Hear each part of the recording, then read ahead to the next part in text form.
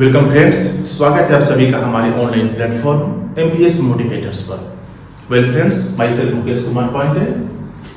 सो friends, आज के session में हम लेकर के हाजिर हैं correct usages of modal verb, और ये हमारा थर्ड क्लास है। इसके पहले हम correct usages of modal verbs में माइट बता चुके हैं, काइन कुड बता चुके हैं, और ये थर्ड रहा need. Look on the board, जैसा कि आप देख सकते हैं बोर्ड पर नीड का प्रयोग करेंगे। आज का जो यूज करेंगे हम वो नीड के लिए रहेगा। Different types of rules of need.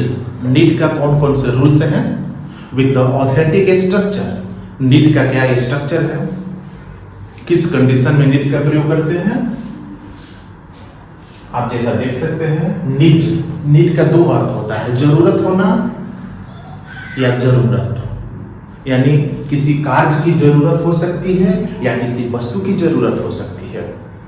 तो जरूरत के दो प्रकार होते हैं, किसी वस्तु की जरूरत या किसी कार्य को करने की जरूरत। तो इन दोनों कंडीशंस को हम नीड के द्वारा एक्सप्रेस करेंगे।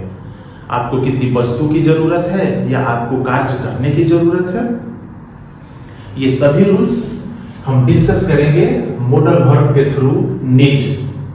आइए चलते हैं, देखते हैं रूल नंबर फर्स्ट।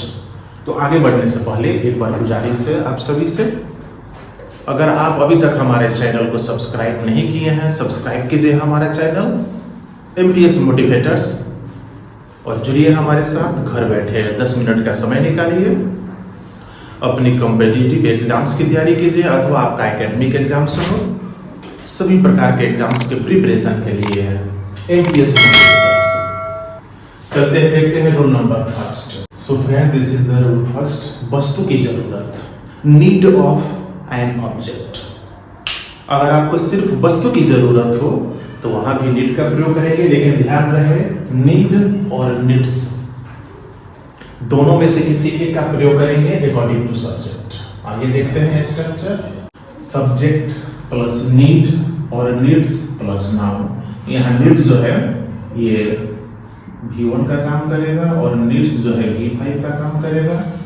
ये कहने के लिए सेमी मॉडल वर्ब है, लेकिन इनका यूज ऑर्डिनरी वर्ब की तरह हो रहा है।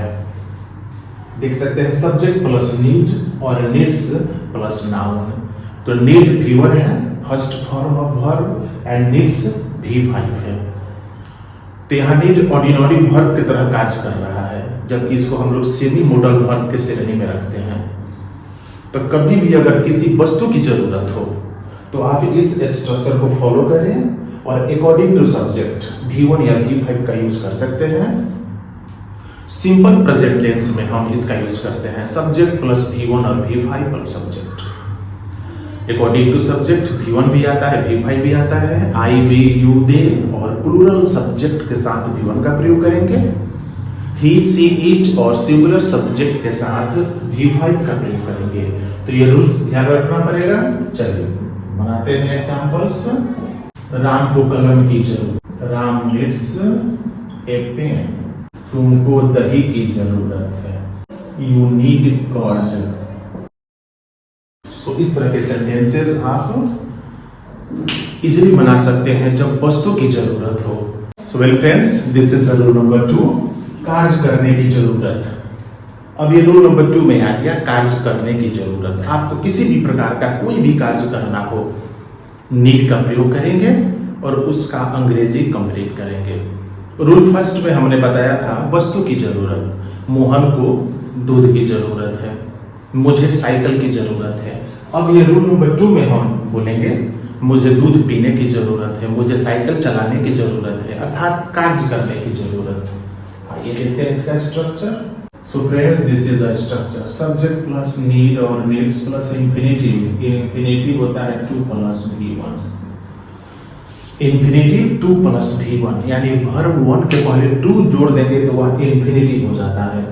तो हमारा स्ट्रक्चर है सब्जेक्ट प्लस नीड और needs plus infinitive plus object. अब इस स्ट्रक्चर पर कोई भी आप सेंटेंस बना सकते हैं जिसमें कार्य करने की जरूरत हो। राम को पढ़ाने की जरूरत है, राम नीड्स टू टीच। ये देखिए टू टीच, यही इंफिनिटिव है। सो वेल फ्रेंड्स, ये रूल नंबर 2 यहीं पर समाप्त होता है। नीट का 2 इंपॉर्टेंट रूल, फर्स्ट और सेकेंड। तो मिलते हैं नेक्स्ट क्लास में कुछ और मॉडल वर्ब्स के साथ। बने रहिए हमारे साथ, देखते रहिए English motivators. Thank you very much.